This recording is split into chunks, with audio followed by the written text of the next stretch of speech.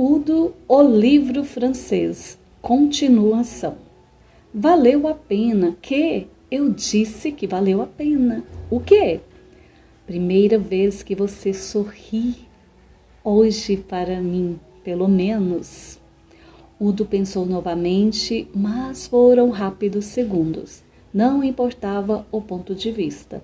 Pensou na sua decisão ao acordar, nas dores do pé que chegou a mancar, o mesmo que depois usou para chutar o balde. Hoje era um dia atípico, e o que não era na vida de Udo, apesar de tantos segundos de experiências nos seus poucos anos de vida, Udo ainda aprendia um pouco sobre si a cada dia. Eu não imaginava que ia ser tão difícil. Não era uma resposta, mas também ninguém esperaria nada tão simples vindo daquele ser tão belo e confuso. Mas a beleza de Udo também dependia dos olhos de quem observava e do que se estava procurando. Mas esse parágrafo todo está precisando de pompons imaginários e um grito de guerra besta. Na falta disso tudo, adelante, como se diria no México. Nem eu. E um beijo sabor doce e gelado, e um beijo que a Que Bom poderia patentear e vender usando o próprio nome da empresa. E um beijo inesperado, insólito, atípico, inusitável, inesquecível. A próxima página era para expressar os pensamentos de Udo. Aquilo tudo se transforma em histórias, em metáforas dentro de sua mente. O fato de não haver nada lá não quer dizer que Udo não pensou ou imaginou algo que fosse tão sublime quanto o que estava acontecendo na sua vida, no seu momento, naquela tarde. Mas por uma questão de privacidade, um pouco mais de 6 horas da vida de Udo não seriam reveladas. Farão parte exclusivamente das duas pessoas que a viveram. Espero que compreenda.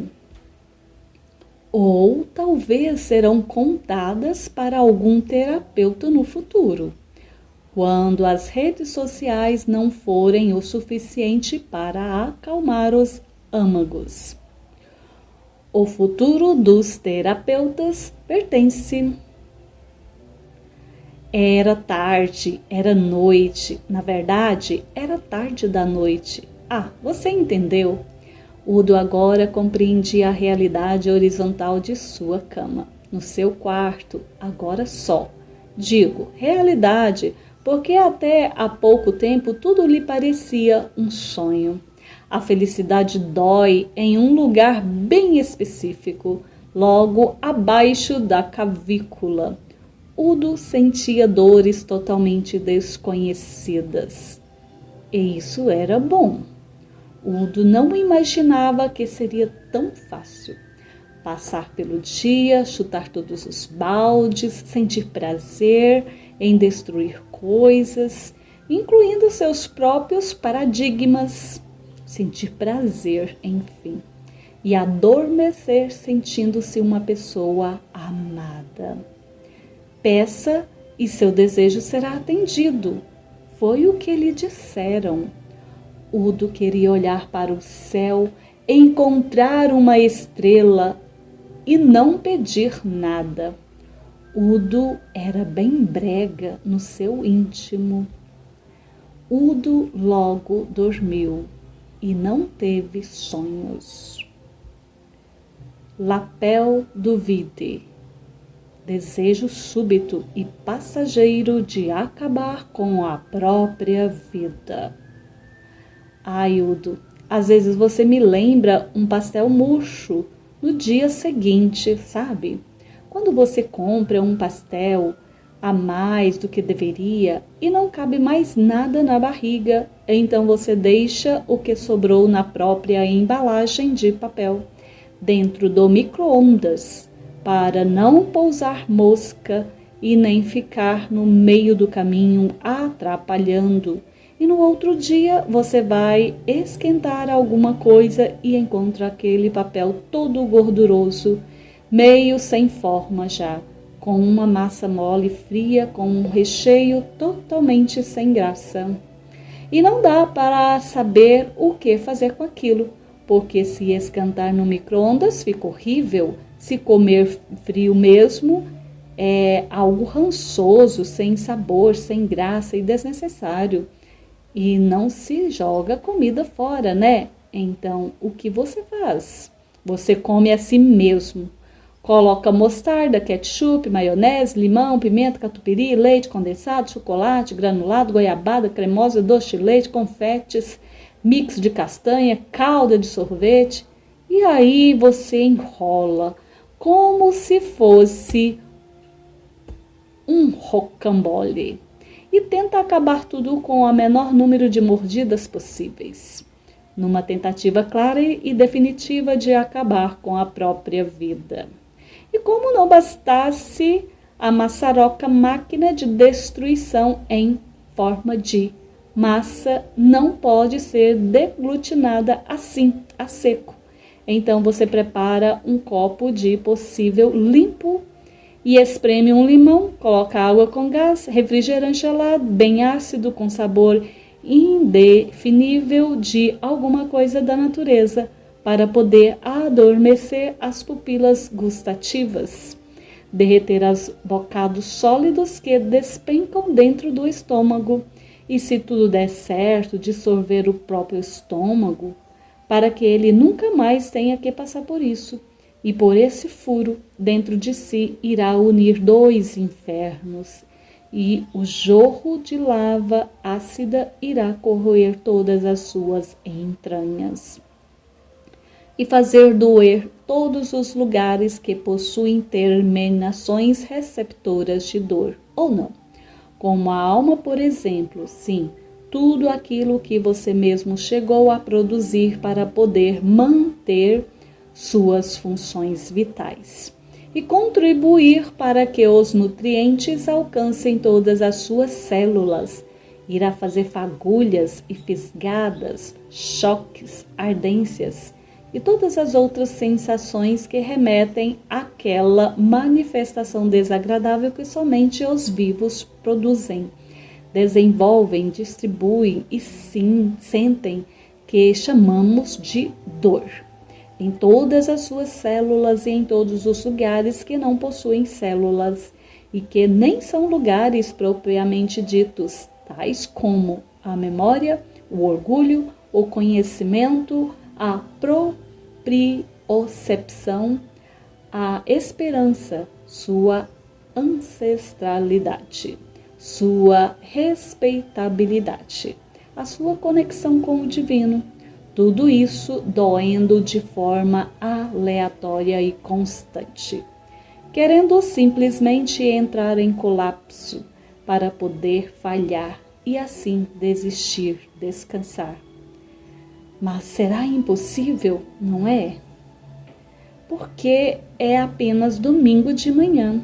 Você acordou mais cedo do que esperava, por nenhum motivo aparente, e apenas está olhando para um pastel amanhecido que encontrou no micro-ondas, que abriu por puro hábito, pensando se deveria ou não comer aquele troço. Ainda não. São 8 horas da manhã. E vai ser um dia longo.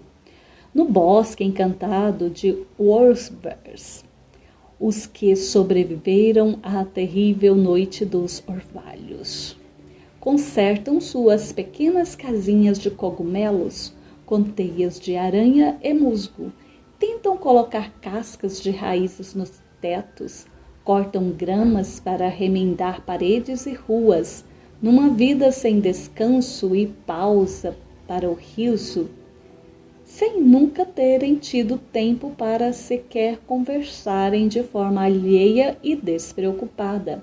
Os minúsculos Worsbarianos que não dormiram a noite toda, com medo de serem despedaçados, afogados, destruídos, congelados, esmagados, e toda a sorte de desgraças que são eternas possíveis vítimas. Estancam no meio de suas intensas atividades. Pela primeira vez em toda a história de seu pequeno bosque, todos os Worsbarianos ficam em silêncio, porque pela primeira vez em toda a história eles ouvem um barulho desconhecido, um sopro agudo, como uma corneta de caça, se eles soubessem do que se tratava isso. E ouviram mais sons, todos estranhos e repetitivos. Sons que em sua longa história nunca tinham escutado, sons que aproximavam, e com eles pequenos tremores no chão que se repetiam e aumentavam rapidamente. Pela primeira vez em toda a história do Bosque Encantados de Worsbars, apareceu um cachorro imenso que passou por cima, como se voasse por toda a população. E logo atrás deles vieram muito mais cachorros, e logo em seguida vieram os desconhecidos e imensos humanos. Os minúsculos cérebros dos Worsbarianos não tiveram tempo de processar todas aquelas informações e se vislumbrarem com a descoberta. Eles não estavam sós, havia outros seres iguais a eles, mas apenas eram grandes demais. Talvez fossem inteligentes, talvez tivessem uma linguagem e assim, quem sabe, poderiam descobrir uma forma de comunicação. Mas não haveria tempo para isso, porque após toda a civilização conhecida de Worsbarianos vislumbrar o que aparentava ser o último ser humano a ir embora na direção do som agudo. Um outro humano mais lento, mais gordo, esmagou a todos com sua bota. E foi embora sem saber que havia extinguido toda uma espécie que nunca mais em tempo algum alguém saberá que existiu. Aildo, se você não fosse tão impaciente, tão sua geração, tão sem tempo para reconhecer e transcender a experiência, tão sem habilidade para encontrar conforto e concentração na própria respiração. Acredito piamente, eu não sei se a Pia mente, mas acredito que não, visto que quando ela pinga, pinga mesmo, mas enfim, da mesma forma que eu acredito que a Pia não mente, eu acredito que você seria capaz de sentir a plenitude do seu ser ao ser uma vítima da tortura chinesa, sabe? Aquela doce situação de estar na horizontal, com o corpo, membros, cabeça, todos amarrados e uma única e incessante goteira sobre um específico e exclusivo ponto em sua testa. Dizem que a loucura chega antes que a morte, e a morte poderia ser causada por inanição, por fungos, visto que bem ali, aquela região entre as sobrancelhas acaba mofando devido à umidade. E quando atinge os olhos, eles começam a embolarar por dentro. Parece que não dói, no sentido de doer de verdade.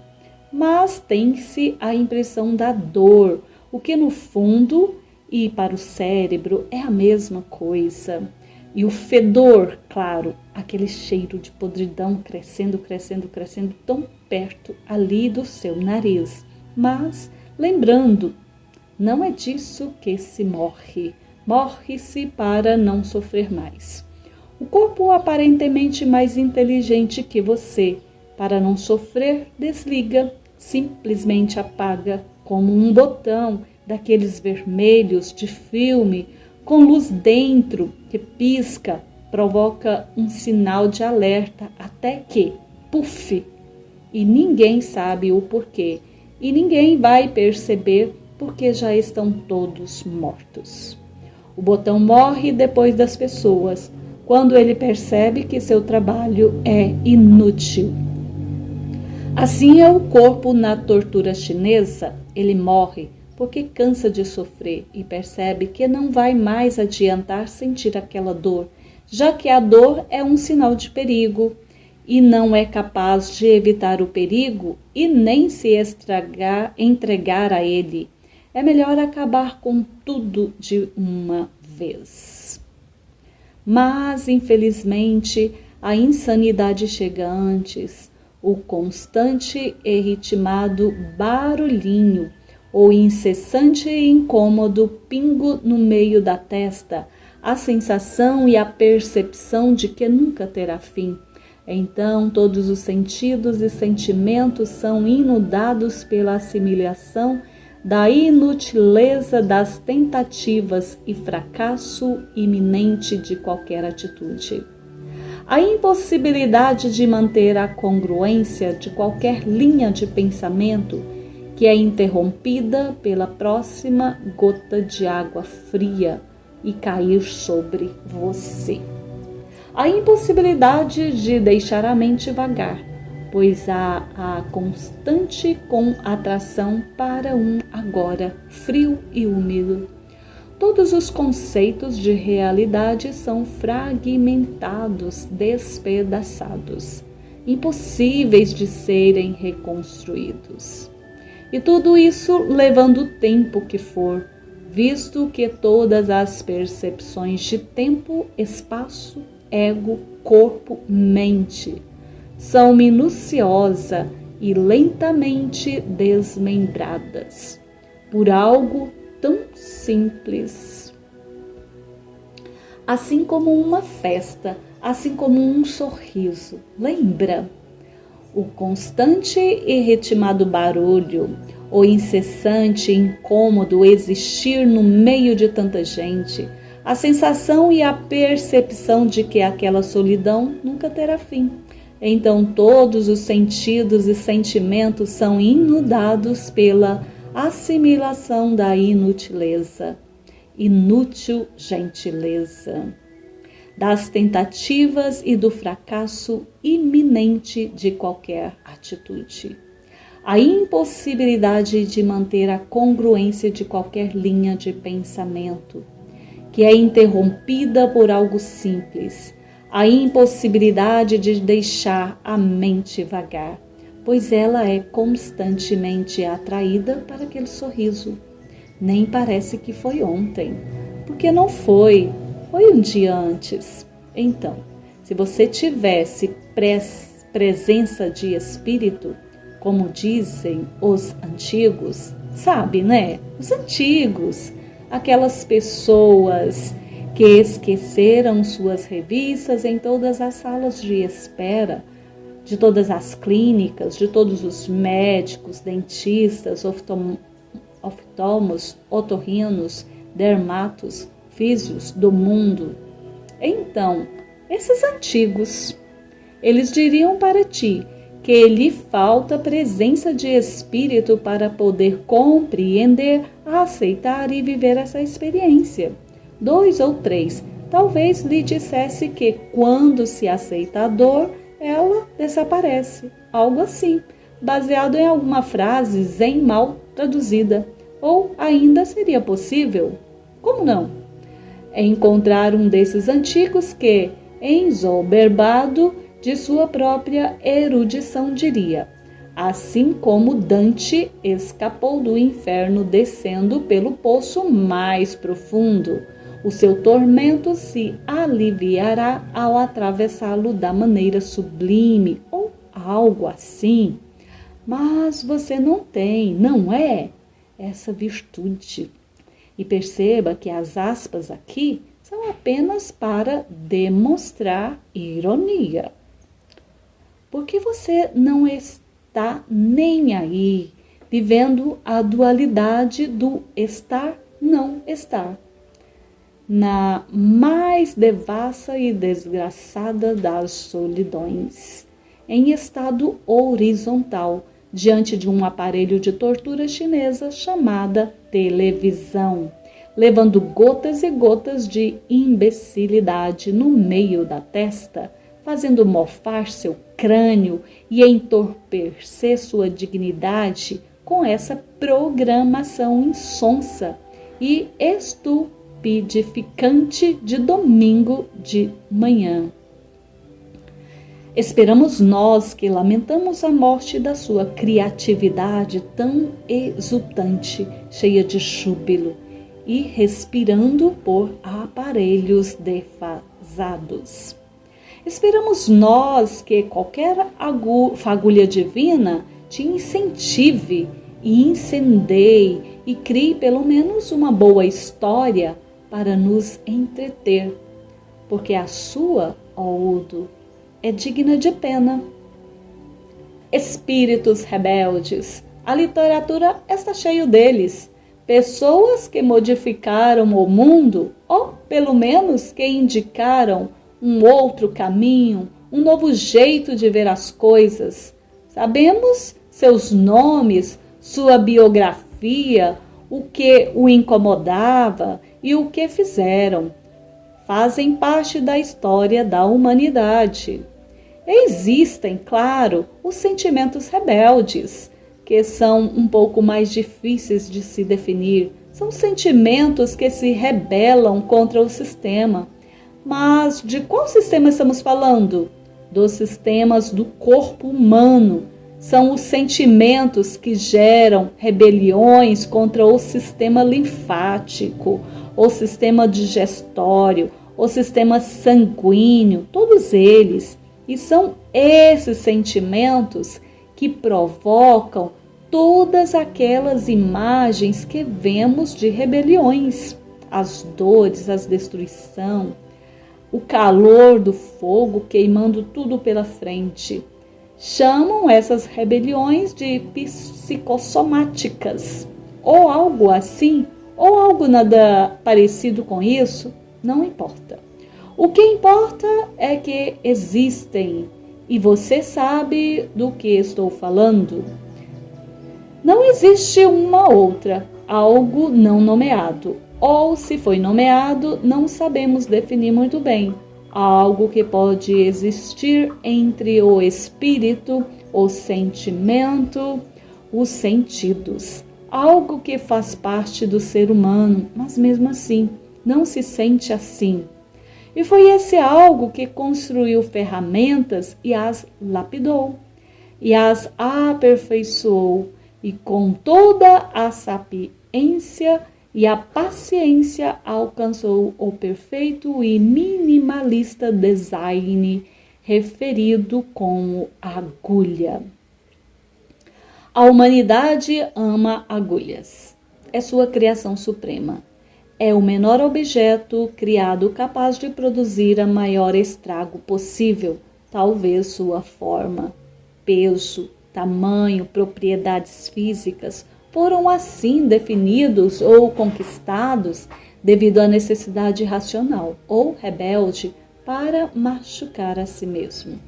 Pois para machucar o outro já tínhamos a pedra, a lança, a flecha, mas uma agulha seria inofensiva, a não ser para machucar a nós mesmos. E criamos a acupuntura, tatuagem, infecções e outras mil formas de justificarmos a nossa necessidade rebelde de destruir o nosso próprio corpo. De fora para dentro, porque de dentro para fora, outros espíritos, sentimentos e todo o resto já estavam fazendo isso. Mas esse algo que não sabemos nomear não é forte o suficiente para domar todo o resto. Por isso é chamado de rebelde, porque se fosse o suficiente, seria chamado de dominador. Pelos, então, sentimentos pacifistas e amorosos, que seriam os novos rebeldes lutando pelo amor e paz no mundo em conflito. E por isso eu estou aqui olhando de longe para aquela agulha. Se meu desejo fosse forte o suficiente, eu iria até ela. Eu venceria o cansaço, eu venceria a preguiça, eu venceria o medo, eu me levantaria e mesmo sem poder pisar no chão de forma correta e segura. Iria até o armário, pegaria aquela agulha e, sem sombra de dúvidas, a usaria para atravessar a fina camada da minha pele. A espetaria nessa bolha que apareceu no meu pé por causa desse sapato maldito. Ai, ai, Udo, corra, corra, corra como Lola, corra como Forrest, corra como aquele homenzinho verde luminoso de faixa de pedestre, rum, rum, rum, como Papaléguas, sem pernas, sem charme, bip, bip, cílios grandes, humor e um plano B, just corra, como aqueles atletas que ficam nas suas marcas preparados e ouvem um disparo e partem sem parar. Mas o seu disparo não é um tiro, não é uma campainha, não é nada além do barulho do carro dos seus pais entrando na garagem, mas como um antílope de madeira instintiva, você sabe o que deve correr. Pela sua sobrevivência. O antílope acorda toda manhã e corre, porque se não correr, acaba se tornando o jantar de alguém. O leão acorda toda manhã e corre, porque se não correr, acaba ficando sem jantar. Mas você sabe, Udo, sabe, sem pensar e talvez sem saber, você sabe que você não tem nada de felino para poder fingir que pode ficar deleitando o sol, mesmo que não seja sol, e sim a luz fria e apática da TV. O que você não sabe, Udo, é porque corre, porque seu instinto lhe diz que não está ali disponível, ali esfregando na cara da sociedade anônima, paz, S.A. A sua preguiça mórbida, mórbida sim, convenhamos, está muito cedo para ser uma preguiça lânguida. Horário errado, país errado, classe social errada, época errada, tudo não poderia estar mais errado do que a imagem de você, desperdiçando a natureza, a idade, as facilidades de viver nesse lugar, blá, blá, blá, blá, blá. Pare de refletir sobre o nada e corra, fuja. Por algum motivo você pensa num verso que não sabe direito, de uma música que acha que nunca ouviu inteira, de uma banda que ninguém sabe qual é, de uma infância ou adolescência que nunca foi sua. Ainda bem, não é? Quantos milhões dos que foram crianças e adolescentes nos anos 1980 não estão mortos? Não é verdade? E quantos deles não queriam estar quando ouviam aquelas músicas que lhes faziam sentido? Se alguém se sentia mesmo daquele jeito, e a morte foi uma bênção. Mas não hoje, e não para você, Udo. Bênçãos não é exatamente o que irão pensar para você, ou lhe desejar, ou lhes expurgarem na sua cara. Bênçãos foram aquilo que tudo eles foram atrás, e essa hora da manhã acordaram por isso. cantaram por isso, clamaram por isso, testemunharam por isso, até pagaram por isso. E veja você, isso fazendo o que eles gostariam de estar fazendo. Seria a antibênção, e eles deixariam isso bem claro, não com palavras, porque não sabem palavras que descrever ou entender, ou qualquer outra coisa referente a você, mas com o volume de voz, o tom.